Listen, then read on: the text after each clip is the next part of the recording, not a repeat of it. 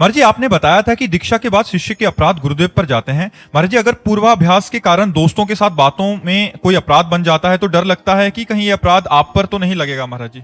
यह तो निश्चित बात है, शास्त्रीय सिद्धांत है कि जिसको शिष्य बनाया जाता है, यदि वो गुरुदेव की आज्ञा के अनुसार नहीं चलता और गुरुदेव सभा में उसका त्याग कर दे तो गुरुदेव मुक्त हो गए, नहीं तो शिष्य के किए हुए पाप से गुरुदेव को बंधना पड़ेगा। इसीलिए पूर्व के महापुरुष 1 या 2 शिष्य बनाते थे जो आज्ञा में चलते हैं, 2-4 शिष्य बना लिए जो आज्ञा में चलते हैं, क्योंकि पता है कि मनमानी आचरण करेंगे तो भोगना पड़ेगा। इसलिए शिष्य को चाहिए कि या तो दीक्षा ही ना ले, और जब दीक्षा ले ले तो इतना तो सोच ले कि कृपालु गुरुदेव ने मुझे नाम और मंत्र दिया है, मैं क्या उनको दुख और दर्द भेंट करूं? अगर पाप करूंगा तो मेरे गुरुदेव को दुख होगा, मेरे गुरुदेव को दर्द होगा, तो क्या ये मैं भेंट करूं?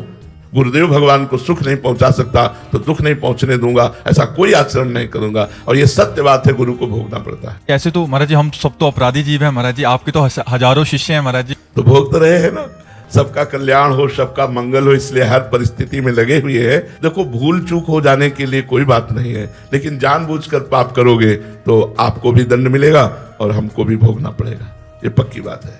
महाराज जी, ये सिद्धांत तो बहुत खतरनाक तो इसीलिए तो शिष्य नहीं बनाया जाता। शिष्य बनाने का मतलब उसका पूरा भार ले लेना। महाराज जी, आपके तो दीक्षा वाले तो बहुत सारे शिष्य हैं ही हैं, बट बहुत सारे ऐसे भी हैं जो आपकी वाणी का लाभ उठा के अपने दिनचर्या को और अपने जीवन को निखार रहे हैं। महाराज जी, हम सब आपको क्या दे सकते हैं महाराज जी? बस नाम जप, जितना नाम जप करोगे उतने हमें सुख मिलेगा। क्योंकि जैसे किसान खेती बोता है और जब फसल लहलहाती है तो देखकर उसका हृदय शीतल हो जाता है, तो हमारा हृदय आनंद से युक्त हो जाएगा कि हमारी वाणी का लाभ सबको मिल रहा है, हमारा जीवन धन्य हो रहा है, क्योंकि सब लोग बदल रहे हैं, सब अच्छे आचरणों में चल रहे हैं। इस बात का हमें सुख मिलेगा। अब एक ही सुख रह गया कि जो सेवा मिली है वो सेवा सफल हो। हमारे भगवान ने सेवा दी कि समाज सुधरे और सतमार्ग में चले, तो वो प्रयासरत है और परिणाम भगवान के हाथ में है।